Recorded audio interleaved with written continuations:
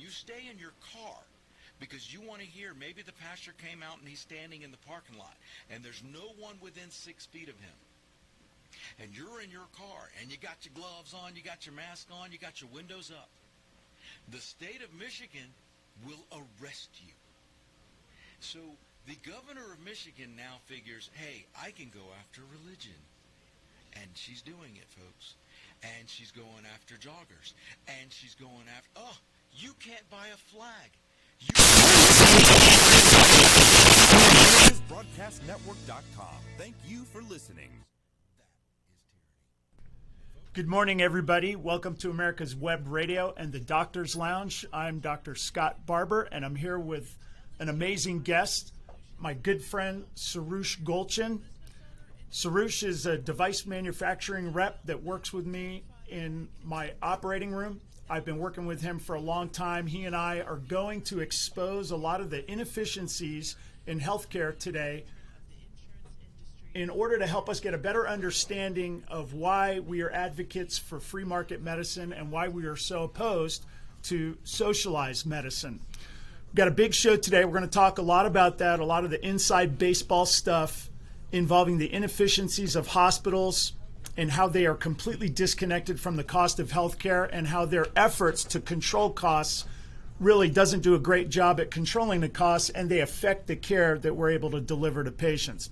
On the second half of the show, we're going to talk a lot about coronavirus. I know it's on everybody's mind. I'm going to give you my insights based on my knowledge and experience. Just to let everybody know, my practice, which involves 5 locations and a surgery center, has been nearly at full capacity for the entire time. We've implemented the CDC guidelines and some common sense policies and procedures such as washing hands and reasonable social distancing within the clinic, and we haven't had a single incident. I want to dig into the numbers a little bit, and hopefully as we discuss that a little bit today, we'll be able to calm people down. I know in my own household, my wife has been redline hysteria the entire time, and I want to be able to give you guys some information so that you can make your own decisions and hopefully calm down. I do feel confident that we are most likely getting ready to open up the economy. It's the smart thing to do. We're going to dig into this. It's going to be a great show today. Sorosh, welcome. Thank you, sir. Thank you, Dr. Barbour. Appreciate you having me. Tell us a little bit about yourself. So, I'm a vendor rep with Arthrex, and I've been doing this for about 7, going on 8 years total. 6 years with Arthrex, 2 with a previous company. Before that, I was actually in clinic as an MA, so I was able to take some of that knowledge from clinic, transfer it over to the vendor rep world, and it gives me a good perspective of what we're going to talk about today. Awesome. So I'm just going to let everybody out there know I call Sorosh Baba Ganoush is my my name for him. So right. I'm going to refer to him as Baba Ganoush because it's distracting for me to try and use the name I don't normally use. So Baba Ganoush. Sir. One of the things that's really amazing about you, and the reason that you and I work so well together, is that you have knowledge and experience from both sides of the equation, meaning you've been a clinical, you've delivered clinical care and you understand the challenges there, and then you work on the device side. Sure. And that's helpful to me Sure. because you and I intersect with our expertise, and in the end, we come out with a better product and service for our patients. Right, absolutely. And I think that is... that's one of those kind of intangibles that help me transition, that allows me to be able to have conversations with surgeons like yourself a little bit beyond just being a box opener, what we call, which is reps bring value to the room, help you, and ultimately our goal is to help you, provide you a service, provide a product, provide knowledge, whatever that may be, to help you give the best care for your patient. Exactly. And just for some of our listeners who might not be familiar with what a device rep is, they're a representative. They represent a company that's selling us product, and we refer to them affectionately as reps.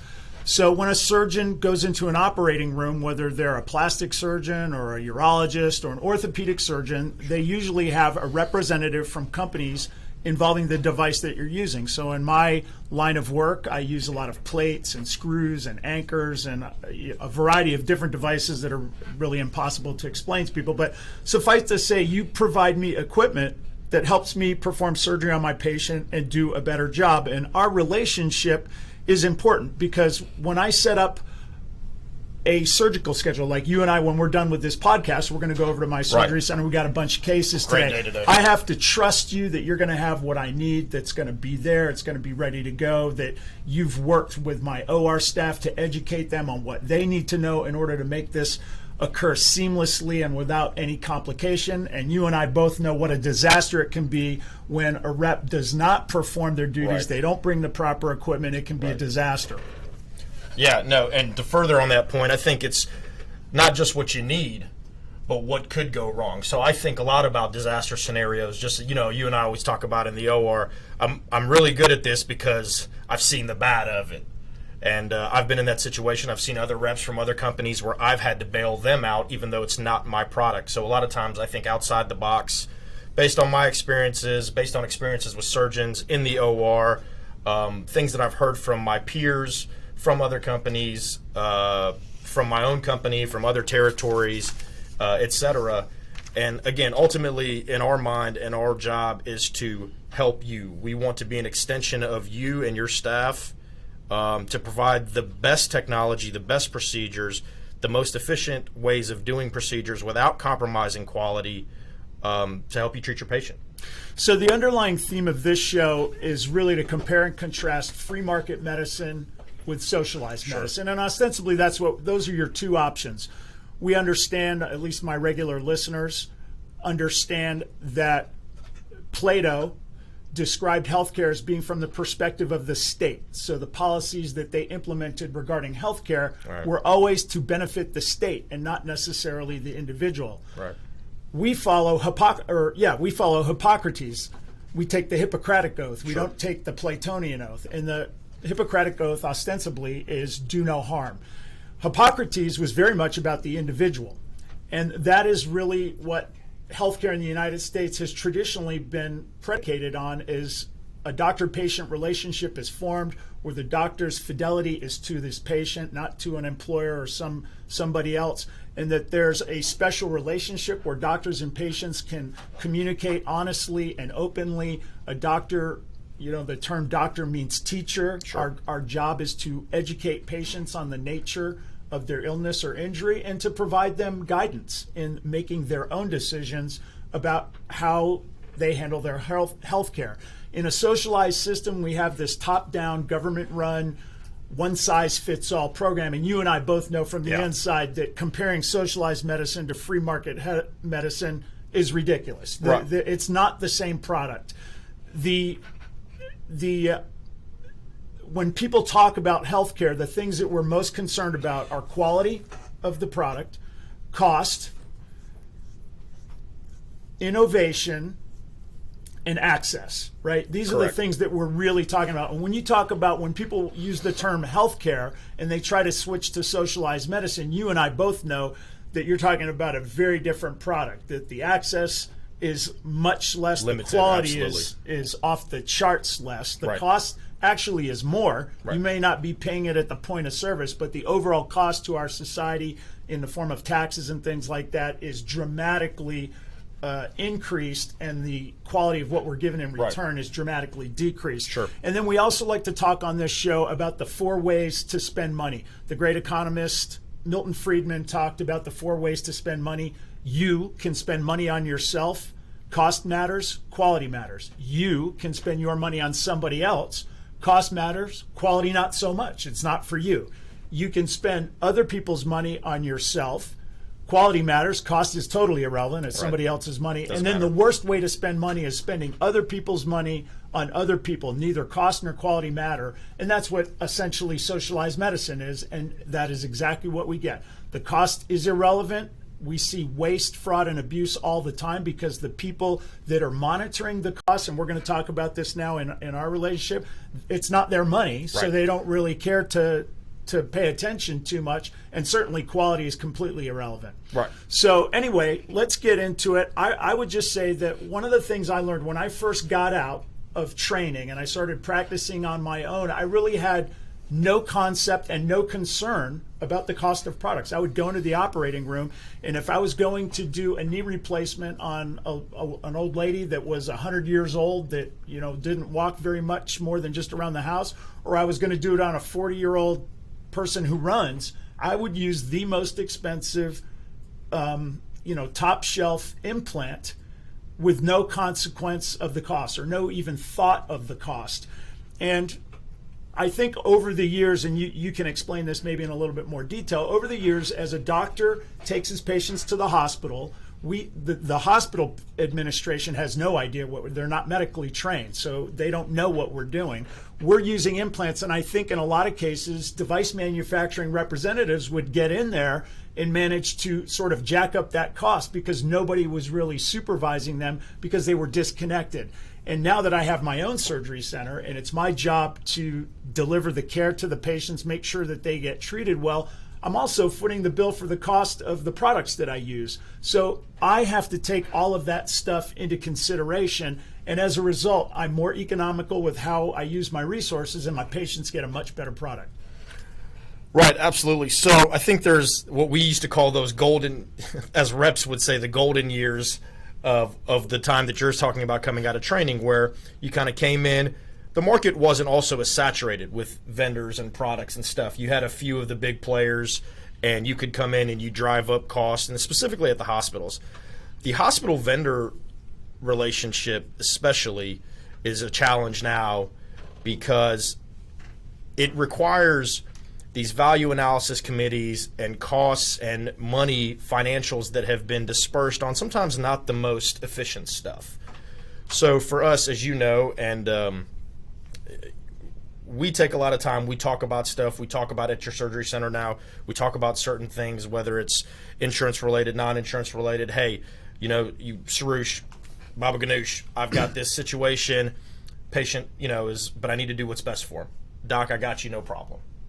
Right. So you and I always talk about this, the way the free market works. I learned long ago from the food industry. They talk about they don't make money, they don't make a profit on everything they sell. Right. They make a profit on the meal. Sure. Meaning, you get a burger, you get a Coke, you get fries. They might not be making much money on the burger. They might make a little money on the fries, but they make a lot of their money on the Coke. Right. Because it costs cents and they can charge $1 for it. So you're making some money there. And the thing is, you can afford to lose some money on the burger because you're making some money on the Coke. And that's kind of how I run my business. At the end of the day, I have to have all of my patients walking out of there going, I got the best possible health care. Correct. I got. Sometimes I can do that and make a nice profit. Other times I lose money. Right. And I'm able to talk to you about it. Hey, how do we handle this situation? And you guys, because I'm a customer of yours, sure, you accommodate me and you help me so that we can make this work so that at the end of the day, our patients get what they need in order to get a good outcome. In hospital settings, they don't have any understanding of the intricacies of what we're spending money. They don't know what's important and what's not important. So they do these one-size-fits-all, cuts with a machete to just kind of stop costs. And what you get is very significantly decreased number of services in healthcare, and you get a poor quality of it. Right. Well, think about sometimes when you've called me about just arthroscopy equipment at certain places that's outdated, that doesn't work properly. And I know you always tell me in the OR, you change the color of the suture sometimes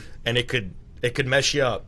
Little things like that could be easily fixed if you had the right people in these value analysis committees that hospitals have. That there's not a lot of doctors or specific specific providers, clinicians that are on that experience on ground zero in the OR. I mean, I think a lot of these C-suite MBAs, and listen, I'm not trying to knock anybody, but they don't really understand what happens there. I can give you an example if you indulge me for a second, but I was at a late night case, and it was at a hospital. Don't need to say what it was, but it was a multi-lig.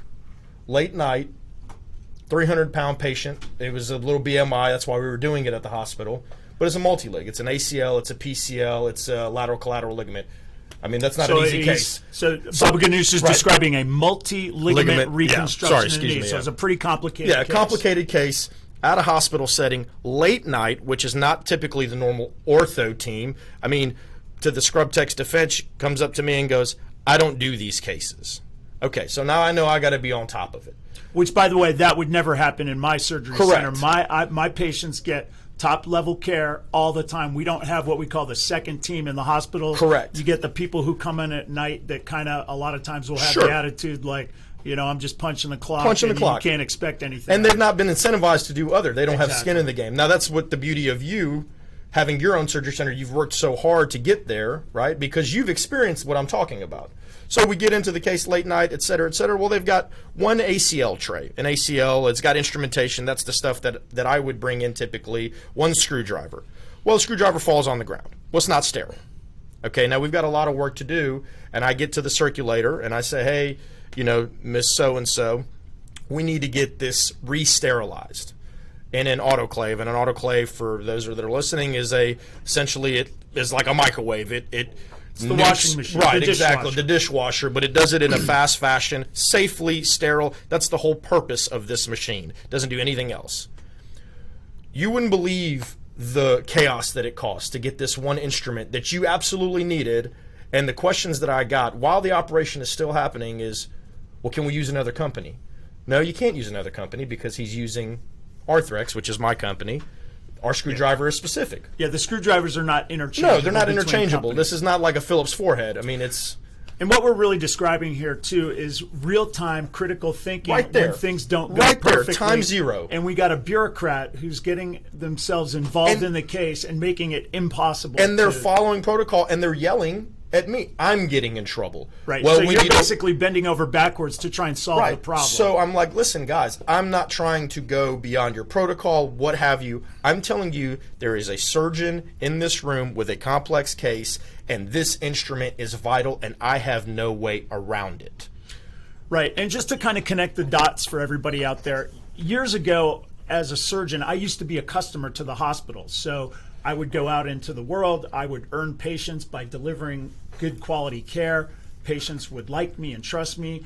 I would develop a reputation by doing work. People would have good results from that work and spread that in the community. And as a result, the hospitals would court me.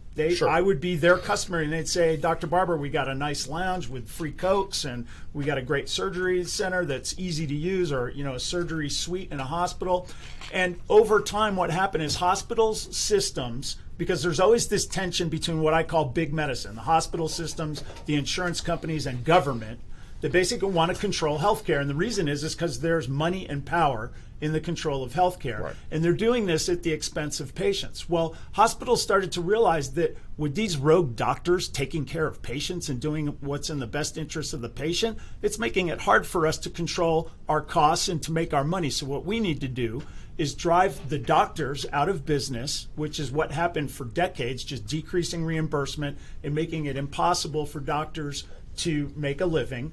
And when this happened, which really happened in earnest with the passing of Obamacare, 53% of doctors are now employed by the hospital systems. And once that happened, once the majority of doctors became employed by the hospital systems, it really gave the power to the hospitals and sort of has taken the place of this doctor-patient relationship. Because now, as an employed physician, I can't really do for my patient what I want to do. I have to do what the hospital tells me you to do. And that's where these rules sort of came in about this is what we're going to do. Reps are not allowed to touch the implants. Which The is red hat. The because red they hat were is my because favorite. yeah, because they're afraid that the reps will open things and create a cost for the hospital, so they want to take you out of it. But in a practical way of speaking, that's the dumbest thing you can do. Who has more experience handling these implants than the rep who sells them and does it all day, every day? Right. So they've really created kind of all these problems that have kind of interfered with the way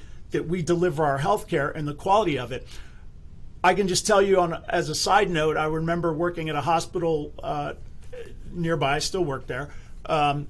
There was an implant I needed, and they said they blocked me from using it. So I'm in the case, and I cannot use it. They tell me where the hospital says you're not allowed to use it, and I'm like, I'm in the middle of your case. Yeah, I'm in the middle of this case, and I've done it forever. What are you Unbelievable. talking about? So I had to figure out how to get around that problem without using an implant I always use and I still use. They then had a hospital meeting, a surgery meeting that was a month and a half away. So I wait for that meeting. I get there. I sit in this hours-long meeting, and then they bring it up. Okay, on the docket is the discussion of this implant. Anybody know about it? No. Dr. Barbour? Yeah, I'm the only one who does hip scopes here. They asked me, so what's the situation? And I basically explained, yeah, I need it. And they went, okay, we'll approve it going forward. And I'm thinking to myself, are you kidding me? This is how this is going to be for every implant? And it's not just that. It's every single decision and maneuver that a hospital makes these days is with this sort of top-down bureaucracy, not really understanding the medicine or the delivery of care. It's just a bunch of numbers. And we're going to kind of get into this, into the coding of the coronavirus too, as to how that is influenced by this. But people need to also understand over the years, when I decide to use a rep, I use companies that have a good quality rep, meaning I trust you, that you're going to tell me the truth, you're going to be there on time, you're going to have what I need. When I get into trouble, you're going to have thought through things that I haven't even thought of, so you kind of bail me out because, hey, other doctors have done this and this is the solution. It's like, oh, good thing you were here. And then I've also had reps who, oh, I'm sorry, I didn't bring the screwdriver. Oh, I'm sorry, I'm late. Oh, I got to leave now. And you're sitting there like, hey, man, I got a case right here and I got a patient that needs you. I can't just have you not show up. When I get to a case and it's like I get on the phone, hey, where are you? Hey, listen, man, I'm stuck in traffic. It's going to be an hour before I get there. I can't have that stuff. And that's why I use you. And when I say use you, I mean we do business together. We work with each other. We have a business relationship. And at the end of the day, that business relationship makes the product that we give to our patients much, much better. And I know in the past, the entities that were always concerned about, the so-called anti-kickback, meaning if a doctor uses your stuff, that you're going to start paying me to use your stuff. And on the surface, that maybe seems like a reasonable thing to do to prevent doctors from doing that. But in real life, in a free market, people ask me, how much do you charge for this? Well, I charge as much as I can. That's what everybody does in capitalism. And the things that control the cost is competition, meaning other people do it for less, do it better for less. And so I'm constantly on my toes trying to figure out better ways to deliver my care, higher quality at a lower cost. And you are doing the same thing to me. And so our relationship is not one of, a backroom deal with cigars and kickbacks. Not at all. It's one of a mutually beneficial thing. It's good for me, it's good for you, and it's great for the patient. And that's the kind of full spectrum of continuum of care from a vendor, from a rep doctor perspective that I look at when I, for example, like when I go to bat for you, even with my own company. There are certain things that from a corporate standpoint, maybe not always is, we work together to get creative, find ways that help you out from a efficiency standpoint, from a cost standpoint, but also doesn't sacrifice the quality and the stuff that you want to use. The stuff that's comfortable in your hands that is going to work, that gives the 110% performance quality for your patient. Because at the end of the day, that's what matters. I mean, that's the biggest point in this. And what we can do from a vendor-doctor relationship is you're running a business, I'm running a business. We come together, we get creative with the staff, however it may be, to control certain costs that, maybe you don't get reimbursed on. And then you think about long game, right? Things that cost you money. Well, hey, doc, you know what? That shaver right there, let me discount that for you. You don't get reimbursed for the shaver. You put it in, your cost analysis, you put it in your case preferences, your preference cards, if you will. And you do it obviously all legal. So right? Yeah, what Baba Ganoush is talking about is nickel and diming. Right. You go typically reps would go to a hospital and they would nickel and dime. They do an anchor here and a suture there and things that you might not necessarily need for the case. He doesn't do that to me because he's not playing for that one case. He wants my business in the long run, and he knows that if he nickels and dimes me, I'm going to go elsewhere. And so what we try to do is be economical about the case. And that's very important because we always are working to do what's best for the patient, but we always have an eye towards the cost. And this matters because cost is always passed on to the consumer. And the cost of our healthcare bills is way out of whack, and in no small part because the people that are managing it from the top are wasting money, and they're creating these massive costs to us, and it's being transmitted to us in the forms of premiums and deductibles. And now we got this scam where, I talk on this show a lot about how big medicine has gotten together, meaning government, big pharma, big insurance, the health insurance companies, and the hospital systems. Right. They get control of all the dollars, and then they gouge the patient, and then they kind of spread the money around themselves. And they've been doing this forever. I mean, this has been going on for decades. It's just gotten so out of control now that we have, like in my case, I have massive deductibles, massive premiums.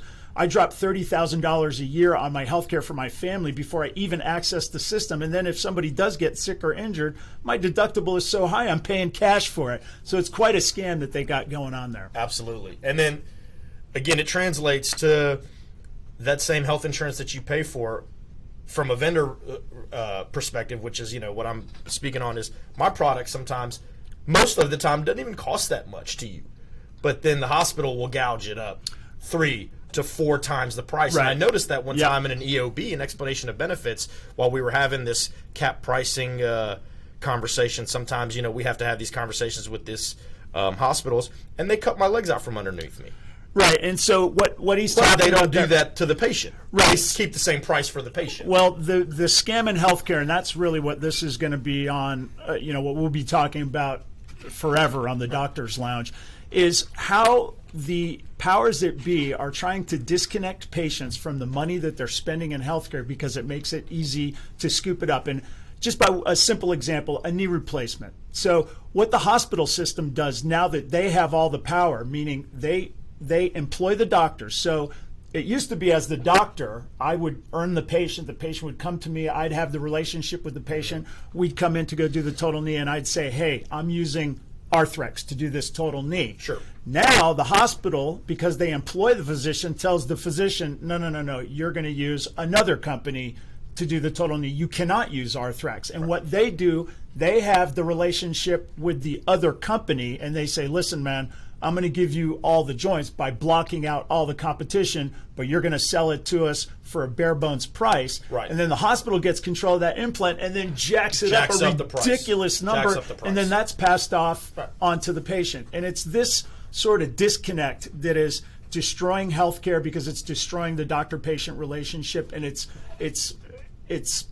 creating... It's killing the free market. It's creating perverse relationships between doctors and patients where my fidelity is to the hospital, meaning I might believe that this knee replacement is better for you, but I'm going to use a different one because the hospital employs me and I don't want to get fired. And this is kind of the other thing I really wanted to get into today about how our relationship really improves healthcare. And people who don't do orthopedic surgery or surgery in general, as you develop things, when I first started in healthcare, when I first started as an orthopedic surgeon, we used to do distal radius fractures commonly. I mean, it's still one of the most common injuries. People fall and they break their wrist, sure, and it kind of goes into the joint. And we used to adapt these, what we call T-plates, that would have these 3 huge screws. It was really difficult to fix. Sure. And over time, companies like yours developed this locking plate that I think is one of the great innovations in all of healthcare, where it's got these screws and this plate that is perfectly designed to solve this problem and has dramatically improved the outcomes, the convalescence, and really overall decreased the cost in terms of lost work hours and hospital stays and all that kind of stuff. And we're going to get into that a little bit more when we come back on America's Web Radio and the Doctor's Lounge. I'm Dr. Scott Barbour here today with Baba Ganoush, Sorosh Golchin. The Docs for Patient Care Foundation is your way to join the fight and become a member of an organization created by doctors for patients dedicated to fighting for your healthcare freedom and preserving the doctor-patient relationship. Get a pen and paper. Write down www.docsforpatientcarefoundation.org. That's www.docsforpatientcarefoundation.org. Go to our site and please make a generous tax-deductible donation and join the fight today. Thank you. Hello, I'm Dr. Mike Karuchak. Have you ever wondered what doctors talk about amongst themselves? If you do, join us on the Doctor's Lounge and hear the doctors' conversations amongst themselves. Join me and my co-host, Dr. Hal Schertz, every Thursday morning, 8 to 9 a.m. The Docs for Patient Care Foundation is your way to join the fight and become a member of an organization created by doctors for patients, dedicated to fighting for your healthcare freedom and preserving the doctor-patient relationship. Get a pen and paper. Write down docs4patientcarefoundation.org. That's DOCS, the number 4, patientcarefoundation.org. Go to our site and please make a generous tax-deductible donation and join the fight today. Thank you. You're listening to America's Web Radio on the AmericasBroadcastNetwork.com. Thank you for listening. Welcome back to America's Web Radio. I'm Dr. Scott Barbour. I'm here with my good friend Baba Ganoush, Sorosh Golchin, and we've been talking about the inefficiencies in hospitals and with government-run healthcare as it relates to device manufacturers. Sorosh is my Arthrex rep, which means he's the guy who sells me a lot of the equipment that I use when I do my operations. And we were just talking before the break about the innovative aspect of device manufacturers. Right. So I'm sitting in there doing an operation. I'm a medical guy, so I know things about medicine. And I will express to you problems like, hey, man, I have a hard time connecting this to that, or when this bone is broken, how do I fix it? You're able to go back to engineers and a laboratory and say, hey, listen, I'm out in the community with these doctors, and this is a problem we need to solve. Tell me a little bit about that. So, if you'll indulge me a little bit, Doc, the president and founder and CEO of our company, Reinhold Schmieding, believes in exactly what you just said to the T. I mean, our motto is helping surgeons treat their patients better. And out of all the big companies that are out there, we're the only one that's private. We don't have a board of MBA directors. It's the advisors are all clinicians. So they understand understand medicine. They've been there at time zero. Doctors like yourself, 20, 30 years of experience, have grown with technology in the orthopedic realm. PAs. So it's a beauty, and exactly what you're talking about, that you could sit down, we could sit somewhere and say, you know what, I think this thing would be better for this knee ACL procedure. What if we could do this angle or this for this specific instrument? Beauty of it is you get down to Naples, Florida, our headquarters, you sit with the product manager, you sit with the engineers, you sit with peers like yourself and say, you know what, I've had that same problem. If it's a great idea, you put pen to paper. We have the machines down there, and they build it. Just recently, we did 2 all-inside PCL reconstructions, and I'll let you discuss that. But anyway, it's the latest and greatest technology in a surgery that in the past you explained to me, man, it's been a challenge to really get confident placement of your sockets or tunnels, if you will. And that guide that we brought that's Arthrex made that you loved said, man, it just nails it every time. So that's part of my joy and kind of the proud reason that I love being, with the company that I am, is because it kind of falls in line with everything that we're discussing today. Is it allows us the freedom, or allows you the freedom to, I could call one of my product managers today if we had an issue in the OR and say, I've got Dr. Scott Barbour here. He's an Arthrex guy. He has this concern. We could get somebody on the phone and you could get a result right then and there. Or I could call a surgeon in a different state that has maybe done 100 more of those procedures, and they'd sit down and talk to you. And we've actually done that in the past, where you've gotten surgeons on the phone that did something more, and I've talked and I think that just allows kind of sort of that freedom to be adaptable, the freedom to, at the end of the day, you guys are the ones that are treating your patients. You guys, we're here to be an extension of you, to provide it. And if we can do that free reign, what's the problem? Yeah, it's funny that you bring up the posterior cruciate ligament reconstruction. So people who are not familiar with the knee, you have 4 major ligaments, one on the inside called the medial collateral ligament, one on the outside called the lateral collateral ligament, and then you have 2 ligaments on the inside called the cruciate ligaments. The anterior cruciate ligament is in the front, and the posterior cruciate ligament is in the back. Anybody who's familiar with knees kind of knows that the anterior cruciate ligament is the sexy one. That's the one that professional athletes blow out all the time. Right. They get it fixed, then they get back in the game. When I was a young athlete, that was a career-ending injury to have your ACL torn, because there wasn't it wasn't a very reproducible way of fixing it. And I've been doing PCLs now for almost 30 years. And I think the last 2 that we did are the first 2 I've ever done where I walked out, that is money, top to bottom. Like, I know that's going to work. Right. And PCLs have some issues about them that make them more difficult to do compared to ACLs. And when I talk about, I mean reproducibility, meaning you go in, you do it every time. When I do an ACL, I know every time that thing's going to be money. And it's not just me. I mean, it's a tried and true operation, and it's become very reproducible. The PCL, though, because of the way it's designed and the way it's put together, it makes it difficult to reproduce. And so we had a lot of things that improved over time. And on this last one we did, there's a guide that helps me drill the tunnel into the tibia. And it's very important to precisely place that tunnel. And then there's another tunnel in the thigh bone side. And that's really the big thing. And then the next thing is passing the graft, because you have these acute turns that make it difficult technically to get this done. And then over time, for whatever reason, the graft loosens up over time. When you're done with the procedure and you get 6 months out, a year out, and you're like, it's not perfect, it's a little lax. And so you're less motivated, or not motivated, but you're less inclined to do a PCL on somebody unless it's really loose. Obvious, sure. Because it's hard to guarantee that you're going to make it better. Well, now that's done. That's out the window. And the reason is this guide that helped me drill the PCL on. For people who don't understand, when you're drilling that tunnel in the PCL, the artery is right behind the knee, and it is very anxiety provoking to have this unwieldy guide. You got a drill bit that's drilling straight for the artery. It's you have to be very careful that you don't accidentally plunge through. There's a lot that goes into that. And man, we were doing this case, and I used this new PCL guide, and it basically just got into the exact right position. I was positive it, and it stayed there. And it captured I did not worry about the pin missing it. So the pin goes right into the safety guide. And I was like, man, that took something that used to be like, you have to have 30 years experience to do a good job, and made it like, I could have done that on my first try. We didn't even need to use x-ray because you were looking direct visualization. You saw it right there. And so, but that's the beauty of having your own place. And then the internal splint. Right. So that is really the big thing. There's a new thing in ligament reconstruction where we use this suture that was developed by Arthrex, and it's made out of Kevlar, and it's just really, really strong. Like, it's this fiber tape. Right. It's less of a round cylindrical tape. It's a flat seat. It's like a flat suture, but it is so strong, it's unbreakable.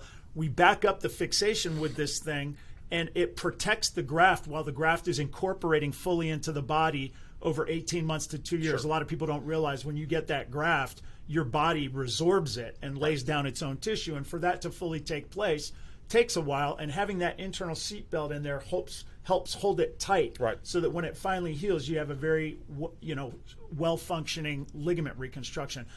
That's a great example. The other thing too is over the years, you're operating with other doctors, and they, we're all pretty smart guys, and a lot of girls.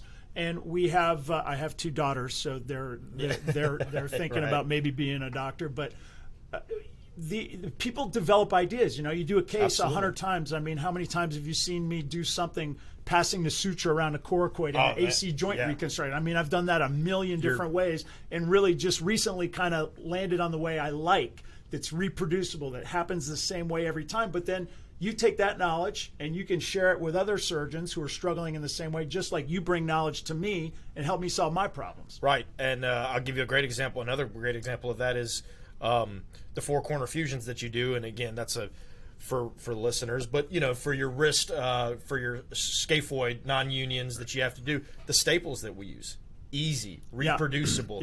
I've taken the x-rays that you've done pre-op, post-op, and I've sent them out to our product managers. I'm like, hey guys, this is a really awesome, reproducible, low profile, time saving, bone sparing, everything that you want, and your patients have done great. You've been confident in it. So I've done it both ways, right? Yeah, and people might be asking themselves, well, what's the difference between that and working at a hospital or through a hospital system? And you and I both know that that implant wouldn't have been approved. They would not approve it because the hospital does a one-size-fits-all system.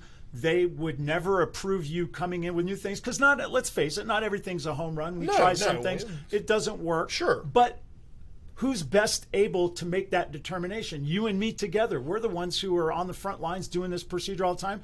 Some hospital administrator that's never been in an operating, they don't know anatomy. They don't know. They're going to look at you and say, okay, this code, 5 years ago we used a couple screws, is the same as using these 4 staples. Yeah, the 2 screws are cheaper, but it took you 2 more hours to do it Yeah. because you couldn't get the right trajectory or the bone started breaking or whatever, Well, kind of the inside baseball thing too. I've had this happen where I was using staples, and your staples actually have a little spring to them, so They're compression, right. They when you put them in, they squeeze together That's and right. they compress That's the bone. right. Which for That's people right. who don't understand orthopedics, in order to get bones to fuse, you need gotta compression. compression, yeah. Well, the hospital just went and changed out the staples one time and replaced them with staples that didn't compress.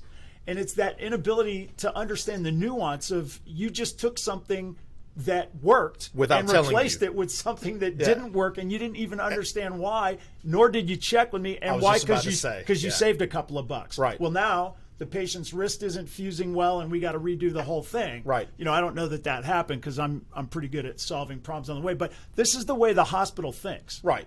So I was just about to ask you, in that situation there, did you even know? Or No. were you like at the scrub scene, Nope. like, oh, by the way, doc, like, No, I was in the case. Where is it? And where's my we stuff? don't have that Right. anymore. That's the worst. yeah. Yeah. That's the worst right then and there, because sure, you're skilled enough, you've been doing this for so long, you can get around it. yeah. But now, Yeah. what are you doing? Now you're managing a situation that you didn't need to be in to begin with. If you had the product that you wanted to use, that you knew in your hands was the best thing for your patients because you've seen it. You've done, 100 of them over time, however many you've done, it kills me when that happens in situations, or when I have to go to a doctor, even as your rep, hey doc, in a hospital that I don't even cover you, it's a different, same vendor, same Arthrex, different rep, but I had to call you and say, hey man, sorry, you're not going to be able to use this implant. We have this implant. Again, outcome good, I'm sure. Patient did great, but it probably added 35 minutes to your case, 45 minutes to your case, or whatever. There's any number of problems that Sure. this creates. And the bottom line is you're disconnecting doctors and patients. You're giving power to a third party that has no clue. really no specific understanding of a particular patient's issues, and you get this one-size-fits-all that is problematic with socialized medicine. And I think we all know that we got the COVID-19 virus going around. I call it the Wuhan, China virus, because we've always called viruses and a lot of infections based on the area that they've been discovered. We got the Hong Kong flu, we got German measles, we got Lassa fever, we got Ebola, rickettsia, Rocky Mountain spotted fever, the Spanish flu. This is kind of how it's done, and this sort of naming it COVID-19 is unusual, and I don't like it. And the reason I don't like it is because it's involving a lot of politics and Sure. sort of the same types of things that affect our free market healthcare are also affecting the way we manage COVID. And I'm going to take a little bit of time to discuss my feelings on the coronavirus outbreak. I knew about coronavirus. I knew something was going on probably in early December through my Twitter. I just, I'm connected with a lot of people, doctors and politicians, and just a lot of different people, like a lot of people are on Twitter. And so I know things. I'm also a doctor, and so it was interesting to me. So I heard that this was going on in China, and I remember maybe a lot of people do this leaked Facebook, like somebody took their iPhone and went through an emergency room somewhere Like in their China. Facebook Live or yeah, something like something that, like that. yeah. And there's just these Yeah. body bags everywhere. And I Yeah. thought to myself, that looks a little sketchy to Suspect. me. That doesn't look Yeah. exactly legit to me. Just little cues of, I've been in emergency rooms, I've been in hospitals, I've even been in ones that have been Sure. overrun for various reasons, and it didn't look right to me. But I took a mental note of it, and because I'm a free market guy, and because I'm somebody who runs a business, I take care of patients, I get paid to solve problems and think about these things. So I went to my staff and I said, listen, there's something going on in China. I think we might have a problem with masks and gloves and gowns and certain medications. I started doing some investigation. I was really shocked to find out how much of my supply chain in medicine was dependent on China. So I sort of took precautions to mitigate that. And I understood coronavirus. I studied medicine. We studied coronavirus 28 years ago when I was in medical school. And one of the things looking back now was I have a perspective and a knowledge base just from being a doctor and being involved in this stuff that right now, based on everything I've seen and all I know, I'm more nervous to fly than I am to go to work and take care of patients at the hospital because I have perspective on this. What I didn't realize is what I know intrinsically, not a lot of people do know, and the red line hysteria on the news all day, every day is freaking people out, including my wife. I mean, my wife is even challenging me on telling me I don't know what I'm doing and I'm not right and, I'm not looking at this properly.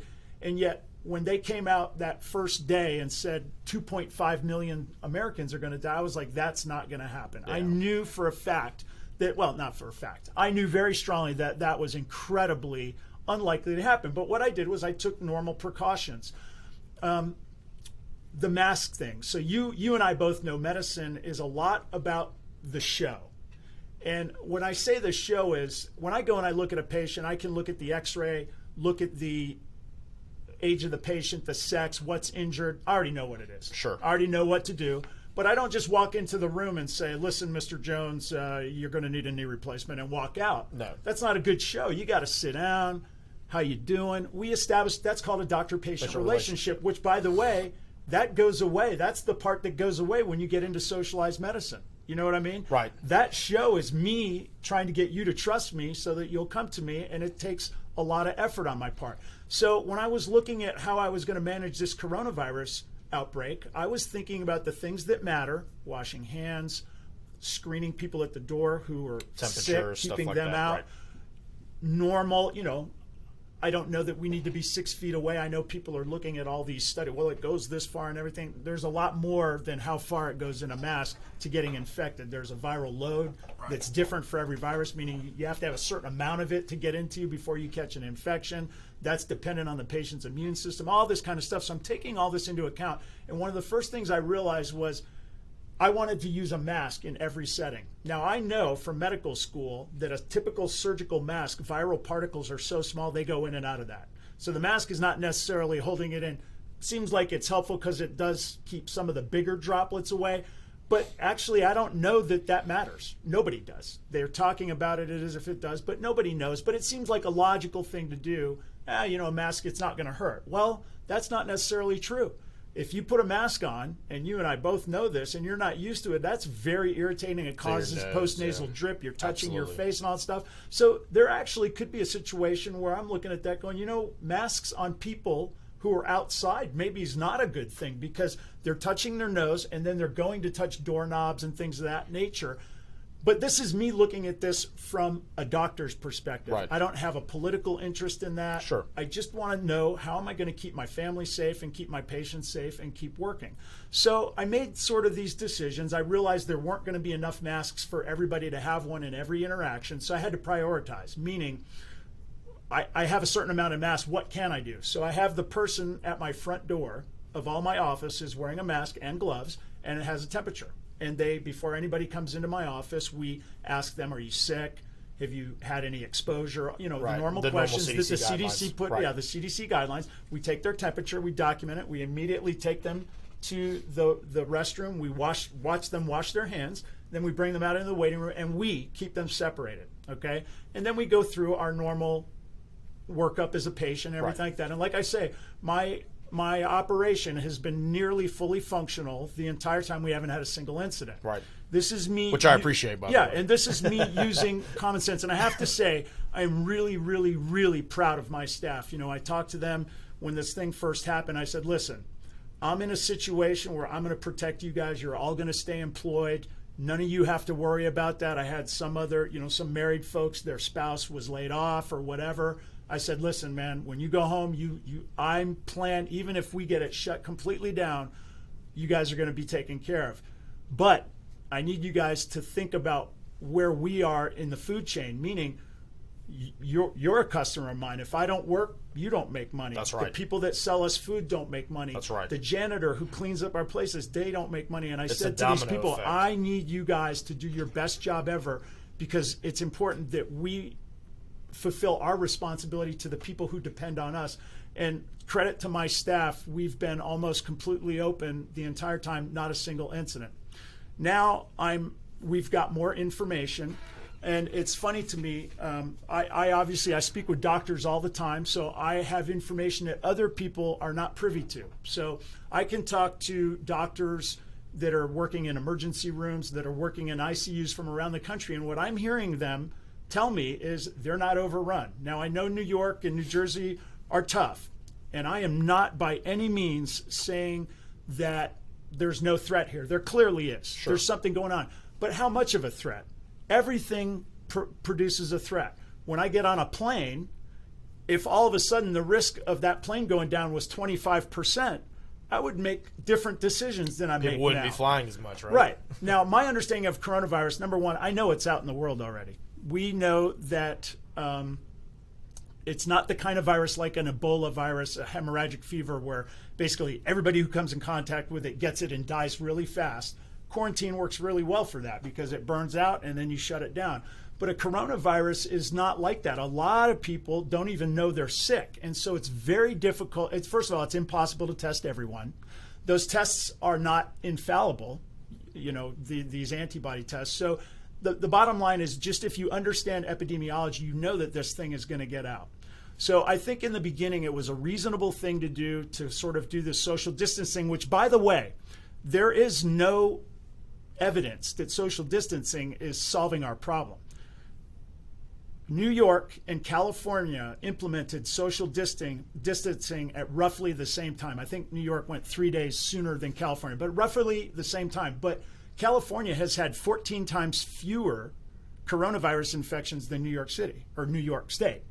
And that, if there was a correlation between social distancing and getting the disease, you would think that that would have an effect. But yet you have very different infection rates in California and New York, and yet they're both implementing social distancing.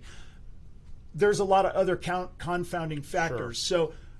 So in my mind, washing hands, we're doing a lot disinfecting. Just my understanding of coronavirus, it's a type of virus that's a little bit more susceptible to disinfectants than maybe some other viruses.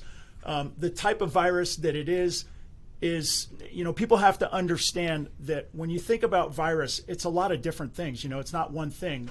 Ebola hemorrhagic virus is different than HIV retrovirus. An HIV retrovirus gets incorporated. It has a special enzyme called reverse transcriptase. So its RNA gets converted to DNA, and then that DNA goes into your cells and stays there forever. You can't get it out. So that's what makes that scary.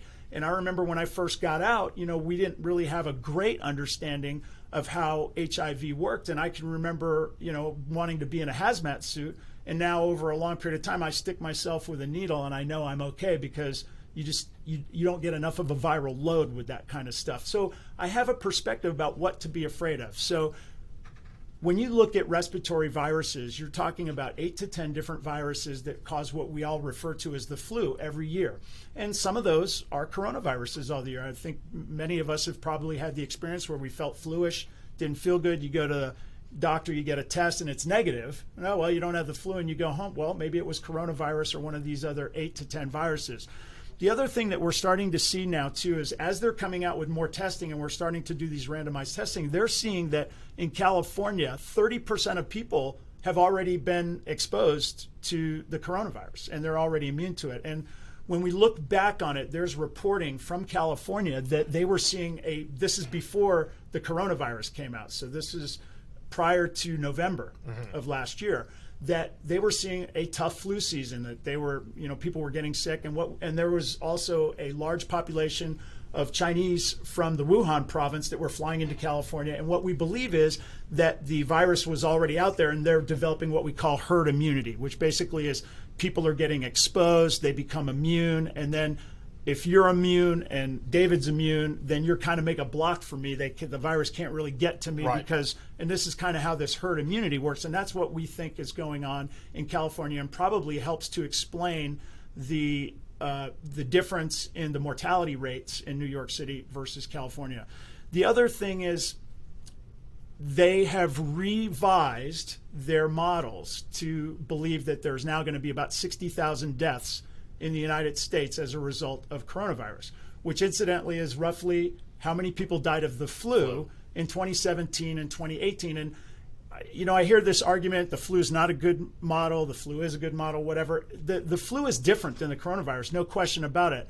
But what's important to me is look at the measures that we're taking to handle coronavirus. I mean, a complete shutdown of the economy, 10 million plus people out of work. I mean, we are really headed for some tough economic times. And then the flu virus, we don't even, half the people don't even get a flu shot. So we need to start making some more rational risk assessments. And like I said, in my practice, we've done some common sense screening. I don't let people cough in my face. I personally have not worn a mask other than when I'm in the operating room.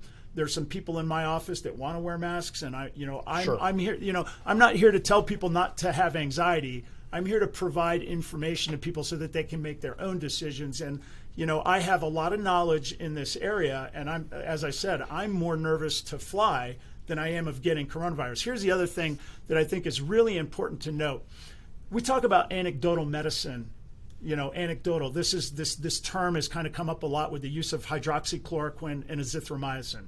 So I know that there's a huge political motivation here, because it makes absolutely no sense to me that anybody would poo-poo using hydroxychloroquine. If I was to come to you and say, Baba Ganoush, I think Tylenol might help you block coronavirus. Hook me I mean, up. would you take it? Hook me up. Of course we would. We all would. I mean, Tylenol is a tried and true medicine. Sure. It's got minimal side effects. It's super safe. Well, guess what? Hydroxychloroquine and azithromycin are exactly the same thing in the sense that we've been using the medicine forever.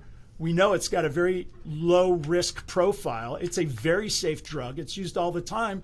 And doctors are prophylactically treating themselves. That to me is always, see who the people who know what's up and see what they do for themselves. That's always the way you know what the right way to go is, right? What informed people do for themselves, that's the thing to do. Well, there's no doctor who isn't taking, even if they're on TV saying, well, we got to wait for these double-blind crossover studies, they're taking it themselves. The other thing is, when I'm talking to my doctor friends around the country and really around the world and communicating with them, they're telling me, listen, man, there's a lot of very good anecdotal evidence that hydroxychloroquine is effective.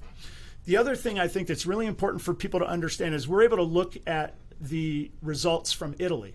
And we know that 90% of the people in Italy had one comorbidity that died from coronavirus. And 50%, over half, had three comorbidities. There's a new report out in Bloomberg that 99% of the deaths of coronavirus, people who died from coronavirus, had other comorbidities. Right. They documented the average age in Italy was 79.5, and all deaths under 40 were males with serious medical conditions. Right. So I think we have enough information here, meaning we know who's vulnerable, the old, people with other medical conditions. We have a treatment that's possible, hydroxychloroquine, and we can kind of get into the politics of that.